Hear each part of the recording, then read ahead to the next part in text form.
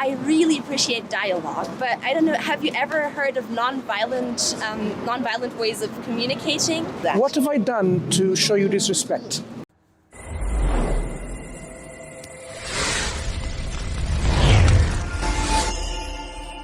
So, for example, I was listening to the conversation between Ahmed and the lady a bit before, and you both believe in God, and you both believe in say more or less similar understanding of what God means. And there are like discussions of how can God have a son and all of that, right? But you have a basis to discuss on, and I'm sometimes, as an atheist, I'm sometimes struggling with that because I feel like this basis, this common ground on which we can then discuss, is very difficult for me to find when it comes to religion in an interpersonal way. Of course, absolutely. Between people. Here's the common ground. You and I both exist.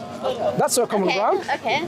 We are in existence. And once we agree the moment you agree we exist is the moment that you affirm there is a necessary existence always. Yeah. This is the moment. The moment you say you exist, this is the right moment, an exact moment you affirm there is a necessary existence that always existed. Why? Why do we say, there always has to be because if we exist? If you exist now, there cannot be a time when there was non-existence. Why not? Okay. Why not? What is non-existence? Why not? Maybe we just can't imagine. No, let's understand that. What is non-existence? Non-existence is the absence of any existence. Absence of energy, space, time, matter, quantum fluctuations, absence of everything. Okay. That absence of everything, the non-existence, cannot do anything. It doesn't even exist. But why do you think that's not possible? You tell me, how is non-existence able to do anything? Maybe it doesn't have to do anything. It doesn't have to. But we exist. We believe. Okay, let's say. No. We believe we exist. It's not a belief. It's a matter of accepting as a fact that we exist. Well, but that's the point. It's not a fact. It's a belief. It's at the end of the day. So when you say you believe, it's not about facts. This is about belief at the end. So when you say you believe, it's not something that you acknowledge to be a factual reality. No, my belief is not a factual reality. My belief is my belief and nothing else. So when you're speaking to me, it's possible that you're actually having a discussion which is not real. I mean, possible in theory, yes. I do believe that it's real, but is that a fact? How would you know it's real? What would you have to do? Maybe I can't know. Maybe I can't know. You cannot know. Maybe there are things in life we can't know, and maybe it's okay to accept that we can't always know and explain everything, as I was saying. That's my belief. So when you have this, hyper skepticism, so maybe the cars are not going there, maybe the bus is not going there. So would you ever just walk in front of those? Would you ever? Why is this an inconsistency in approach? Walk in front. You see. The traffic is red. Next is going to be green, and then they will just go. The traffic will run, right?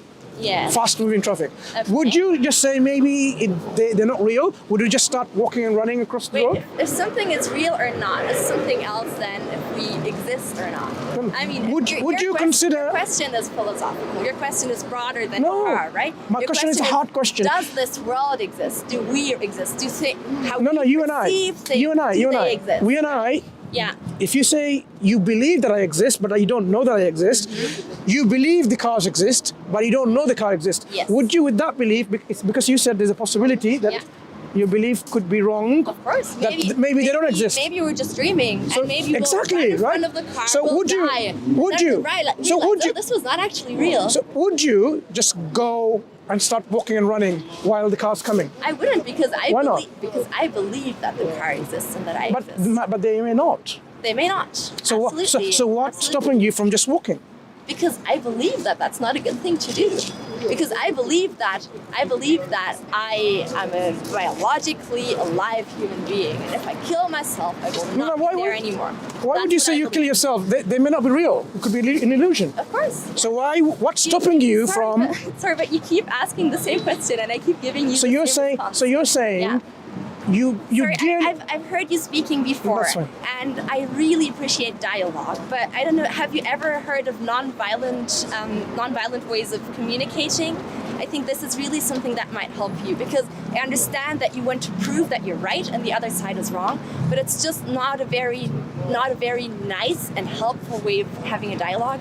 And if you want people to become Muslim, and I think that's your aim, that's what I understand, and this is maybe, at least for people like me, not the way to go. But it's, So you felt offended? I felt like you have a very violent way of communicating. No, what have I just said?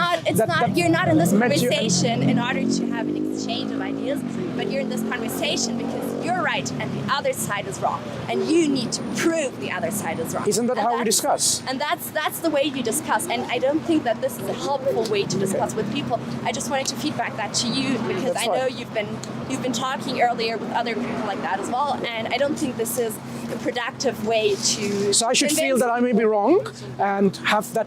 So your approach is, when I'm saying that God exists and I exist, I may be wrong and I have that approach. Well, I completely understand that that's not what you want to do, because. No. Is that what you're suggesting is the right way to approach in discussion? I think there is a way. That's an inferior to complex there, right there. I think there is a way. I think there is a way to believe that what you believe in is right, but still speak to people who believe differently in a respectful way. I think there is a way to do that. What have I done to show you disrespect? I don't feel comfortable in this way of communicating, and other people might feel. I understand, but you're using the word disrespect. So the word non-violent doesn't apply here because there was no violence involved.